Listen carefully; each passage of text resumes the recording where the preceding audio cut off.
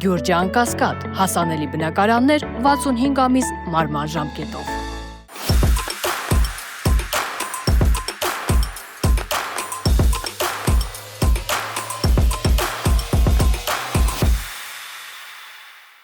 Բարի երեկո։ Մեդիահաբի եթերում Մետանոյան շարունակում է իր նկարահանումները Լոս Անջելես քաղաքում եւ այսօր իմ տաղավարում հյուրընկալվել է աշխարհահռչակ փաստաբան, սկանդալային փաստաբան եւ նաեւ նշեմ, որ փաստաբանը, որը հյուրընկալվել է իմ տաղավարում, շատ հայտնի քրեական գործերի փաստաբան է եղել, պաշտպան է եղել եւ ես անչափ ուրախ եմ, որ կարողացա կապ հաստատել իր հետ եւ նա էլ սիրով ընդունեց իմ հրավերը։ Այսօր տաղավարում հյուրընկալել եմ փաստաբան Մարկ Կիրակոսին։ Բարև ձեզ։ Thank you. So I have two things to say to that. Շնորհակալ եմ։ Ազգանվանս առնչությամբ երկու բան ունեմ ասելու։ Նախ մեր ազգանունը նախկինում Գերագոսյան էր։ Երբ պապիկս փախավ ցեղասպանությունից եւ հասավ Նյու Յորք, այստեղ մի մարդ նրան ասում է.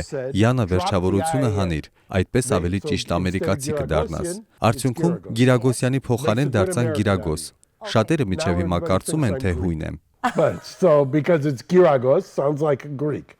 Բայց բոլորը գիտեն, որ դուք հայ եք, կապ չունի, որ ձեր ազգանունի վերջավորության մեջ յան չկա։ And by the way, Vonsas, Երբ ինձ հարցնում են ո՞նց ես, ես արդեն գիտեմ, որ դու արևելահայ ես, իսկ երբ հարցնում են ինչպես ես, գիտեմ, որ արևմտահայ ես, անգամ դրան գիտեմ։ Պարոն Կիրակոս, կարողանում եք որոշակիորեն հայերեն խոսել, հայերեն բառեր օգտագործել։ I know ganache. I know. What does it mean ganache? You don't know ganache? Gnast, gnats? Ganache. No, ganache. Green. Ես օգտագործում եմ որոշ հայերեն բառեր։ Ես գիտեմ օրինակ կանաչ բառը։ Օրինակ իմ թորնուհին հասկանում է հայերեն, բայց ես շատ բաներ մոռացել եմ։ Բայց մի հետաքրքիր բան ասեմ։ Ծնողներս, հայրս, ով ծնվել է Չիկագոյում, եւ մայրս, ով ծնվել էր Ֆրեզնոյում, երկուսն էլ խոսում եւ հասկանում էին թուրքերեն։ Քանի որ եւ հորական կողմի եւ մորական կողմի տատիկ-պապիկներս փախել են ցեղասպանությունից, եւ իմ երկու տատիկները եղել են թուրքական որբանոցներում։ Թերևս դա էր պատճառը, որ թուրքերեն գիտեին։ Ես երբեք թուրքերեն չեմ հասկացել, բայց ծնողներս թուրքերեն հաճախ խոսում էին, որ մենք ինչ-ինչ գաղտնիքներ չհասկանայինք։ You know, they given the history of Armenians and Turks. But I will tell you, about 20 years ago, I had a case here in LA. Մի զավեշտալի դեպք պատմեմ։ Մոտ 20 տարի առաջ Լոս Անջելեսում մի գործով փաստաբան էի, կապված հայ ամուսնական զույգի հետ։ Նրանց մեղադրում էին մեկ այլ հայի իրենց սպառնալու մեջ, քանի որ մայրն ասել էր. «Ես կկտրեմ քո ականջները»։ Արևմտահայերենում սա կարող է ընկալվել որպես սպառնալիք, բայց արևելահայերենում, ինչպես իմացա, հարցրի թարգմանչից նշանակում է «Ես կարող եմ քեզ ամուսնացնել»։ Այսպիսով շատ մեծ տարբերություններ կան արևմտահայերենի եւ արևելահայերենի միջեւ։ Your daughter is going to get married to me if I cut yours. So there's a difference in the dialects. Yes. Բավականին մեծ տարբերություններ կան. Many differences. Correct. Many differences. Yes, many Almost to the point. Դուք ճիշտ եք, դատարաններում արևմտահայերեն խոսող թարգմանիչները հաճախ դժվարանում են հասկանալ արևելահայերեն խոսողներին։ Այս դժվարությունները հիմնականում պայմանավորված են երկու դիալեկտների միջև արտասանությանը, բառապաշարին եւ քերականական տարբերություններին։ Պարոն Կիրակոս, հայերը միշտ հպարտացել են, որ իրենց ազգակիցը այսպիսի ճանաչված փաստաբան է եւ միշտ ուրախ են եղել, որ դուք հայերի կողքին եք եղել այստեղ։ So one of the great things about Ամերիկայում ապրելը թույլ է տալիս լինել ազատ սեփական ինքնության առումով, նաև հրաշալի կերպով ինտեգրվել տեղական մշակույթին։ Կալիֆոռնիայում, մասնավորապես Գլենդելում, հայ համայնքը շատ մեծ է, սակայն Գլենդելում հայերի թիվը շատ ավելի քիչ էր։ Օրինակ ես մեծացել եմ Գլենդելից ոչ հեռու մի վայրում, այդ ժամանակ այդտեղ շատ քիչ հայ կար։ Որպես հումոր հաճախ ասում էի, եթե դու հայ ես, դա բավական է քեզ կալանավորելու համար։ Այժմ Գլենդելում հայերն այնքան շատ են, որ կարող ես անգլերեն ընդհանրապես չլսել։ We're sitting in Mexico.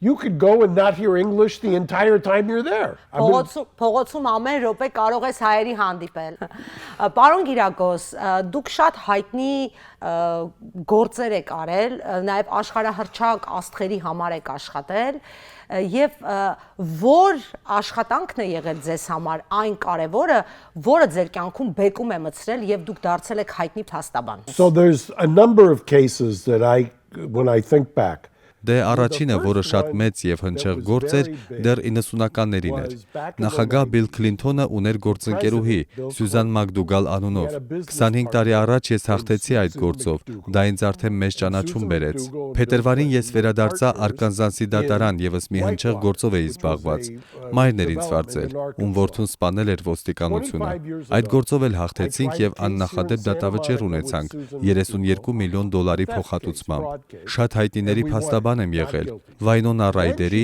որը հայտնի դերասանուհի է, Մայքլ Ջեքսոնի, ֆուտբոլիստ Քոլին Քեյպերնիկի, Մայք Թայսոնի։ Բախտավոր եմ եղել, որ այդպիսի աշխարհահռչակ մարդիկ իրենց գործն ինձ են վստահել։ But one of the cases that was very important to me was what I call the Armenian cases. Բայց ինձ համար շատ կարևոր են եղել հայոց ցեղասպանության առնչվող գործերը, որտեղ մենք դատի տվեցինք եւ Թուրքիայի կառավարությանը եւ առանձին ապահովագրական ընկերությունների եւ գրանցեցինք մեծ արդյունքներ։ Մոտ $40 միլիոն խմբակային հայցով ապահովագրական ընկերություններից փոխհատուցումներ եղան։ Դա հայտնի բանկերի հետ էր կապված, չէ, որ մեր ժառանգները կարողացել էին դիմել բանկերին։ Because what would happen is Օսմանյան կայսրության ժամանակ թուրքերը գիտեին, որ հայերը հավատում են ապահովագրական ընկերություններին եւ բազում ապահովագրական պոլիսներ էին գնել, որը ցեղասպանությունից հետո հայերին չէին ուզում փոխհատուցել։ Այդ մասով մենք կարողացանք որոշ օրենքներ ընդունել այստեղ Կալիֆոռնիայում եւ ապահովագրական հանձնակատարի օգնությամբ, որի անունը Ջոն Գարամենդի էր, նա այժմ կոնգրեսական է։ Մենք կարողացանք ստիպել ապահովագրական ընկերություններին կարգավորել այդ հայցերը եւ մենք կարողացանք։ Սարսափելին այն էր, որ շատ հայ ընտանիքների հարազատներ չկային, արդյունքում պահանջներ էլ չեղան։ What happened was we put that into a charity fund. Այն, ինչ կարողացանք ստանալ, փոխանցեցինք բարեգործական հիմնադրամներին, ապա նվիրատվություն արեցինք։ Ինձ ասում էին, ահա տեսեք, սա էլ դարձավ դատավոր հայոց ցեղասպանության ճանաչման մասով։ Ես նրանց պատասխանեցի, որ ոչ, սա ընդամենը միջոց էր այդ հարցին մոտ գնալու համար։ Ցեղասպանության համար դեռևս փոխհատուցում չի եղել, բայց այս քեյսերը լավ առիթ էին հայոց ցեղասպանության ճանաչմանն ուղղված ուշադրություն գրավելու համար։ Շատ հայեր այսօր այստեղ իսկապես կարողանում են լավ մասնագիտանալ փաստաբանության մեջ, իրավագիտության մեջ, այն ժամանակ ինչպես դուք նշում եք, դուք մենակ էիք, որևէ հայ չկար տարածքում եւ ձեզ համար էլ այսպես մեծ առիթ էր հայերի հանդիպելը։ Այսօրվա մեր հայերի մասին ինչ կասեք, որոնք այստեղ ապրում են եւ նաեւ փաստաբանի մասնագիտությունն են ընտրում։ Well, it's interesting. Հետաքրքիր է, իրականում այստեղ էլ իմ բախտը բերել է։ Հայրս իրավաբան էր, երբ սպասում էր, որ հանձնեմ փաստաբան դառնալուց քննությունները,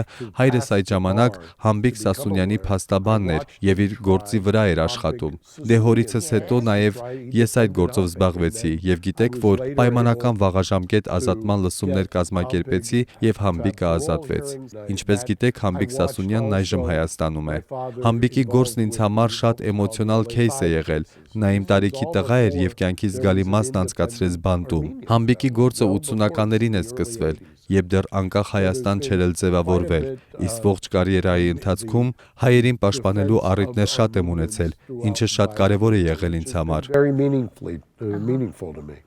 Դուք ասացիք, որ ձեր ծնողները Ամերիկայում են ծնվել, բայց ես կուզենայի իմանալ ձեր ծնողները արմատներով որտեղից են եկել Ամերիկա։ Դուք նշեցիք, որ ձեր մայրը Ֆրեզնոից է, ձեր հայրը ծնվել է Չիկագոյում, բայց արմատները որտեղից են։ As you said, my mother was born in Fresno, Yes. my father in Chicago. I know. Դե մայրս, ինչպես ասացի, Ֆրեզնոյում է ծնվել։ Այո, հայրս Չիկագոյում։ Ես գիտեմ, ուրեմն մայրս այն թափից է, հայրս ասում էր, որ այն թափցի լինելը ոչ թե աշխարհագրական վայր է, այլ հոգեվիճակ։ Հայրս Կիլիկիայից է, ավելի կոնկրետ Տարսոնից, ապա տեղափոխվել են Ադանա։ Իսկ այն թափիցները անհավանական են։ Մայրս իրեն միշտ թագավորական ընտանիքից էր համարում։ Այն թափսիս think of themselves as Armenian royalty. Yes.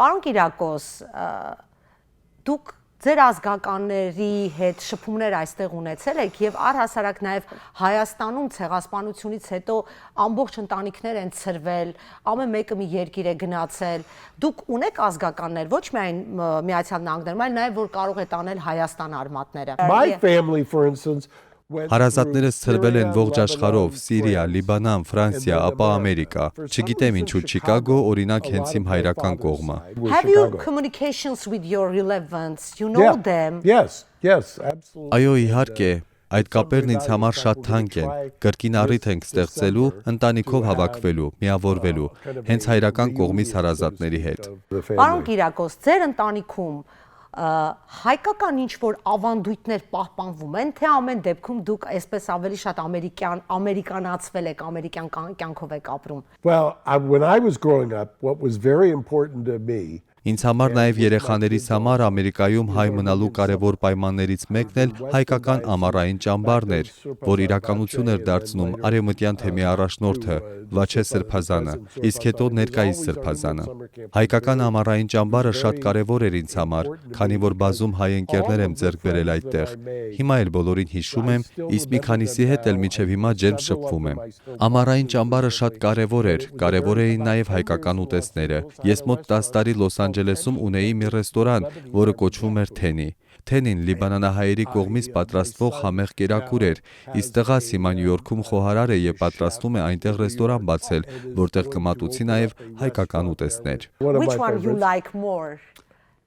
I would say the Լիբանանահայերի կողմից պատրաստված ուտեստներն եմ havանում։ Really? Yeah. At your home, your wife, yes. she can do something? Նա կարողանում է որոշ բաներ պատրաստել, բայց մորաքույրս Վերջինյան, ում ազգանունը Կիտյան էր, եւ հորական տատիկս Բարիցան, իմ ճանաչած ամենաֆանտաստիկ հայ խոհարարներն են եղել։ Ֆանտաստիկ հայ խոհարարներ էին։ Ես անհամբեր սպասում էի յուրաքանչյուր տոնի, որ վայելեի Սուբարակն ու Յալանչին։ Դրանք իմ ամենասիրածներն էին։ Հայաստանում վստահ եմ, որ եղել եք։ Ինչպիսի տպավորություններ ունեք հայրենիքից ձեր։ Որ վայրերն է, որ այցելել եք եւ սիրել եք Հայաստանում։ Ես վայելում եմ միշտ այն հրապարակը, որը շրջապատում է Մարիոթ հյուրանոցին, անչափ տպավորիչ է։ Դա արտացոլում է եւ եվրոպական զգացողություն եւ հայկական։ Սիրում եմ ժամանակ անցկացնել Սևանա լճում։ Արցախում եմ եղել մի քանի անգամ։ Դա պարզապես դրախտավայր էր։ You've been in Artsakh? I have. Այո, իհարկե, ես ներդրում եմ ունեցել Հայաստան համահայկական հիմնադրամում։ Երկար տարիներ օգնել եմ կառուցել ճանապարհներ, մայրուղիներ, որոնք որ այժմ գրաված են Հայաստանից։ Occupied Which the Armenia. place you like more? I love Yerevan. Yerevan? Երևանը, բազում եկեղեցիներում եմ նաև եղել։ Աստված իմ, այո, Էջմիածինն է շատ դիտարժան։ Էջմիածնում եղա, երբ այցելել էի Վեհափար Հայրապետին։ Մայր տաճարը հիասքանչ է, ուղղակի շքեղ։ Just gorgeous. Պարոն Կիրակոս, վերջին անգամ երբ եք եղել Հայաստանում? Վերջին անգամ Հայաստանում եղել եմ 6 տարի առաջ, բայց հետ եմ գալու կրկին։ I need to go back. When? I'm soon. Maybe I'll come. I mean, Really? Yes. Շնորհակալ եմ պարոն Կիրակոս, որ այսօր հյուրընկալվեցիք մեր հաղորդմանը։ Ես ձեզ ամենայն բարիք եմ մաղթում եւ վստահ եմ, ինչպես խոստացաք, Հայաստանում կհանդիպենք։ Thank you very much. Հիշեցնեմ, որ այսօր տաղավարում հյուրընկալել էինք ճանաչված ամերիկահայ փաստաբան Մարկ Կիրակոսին եւ ինձ միայն մնում է հիշեցնել, որ Լոս Անջելեսում մեր նկարահանումները շարունակվում են, առաջիկայում հետևեք մեր մնացած հաղորդումներին, կհանդիպենք։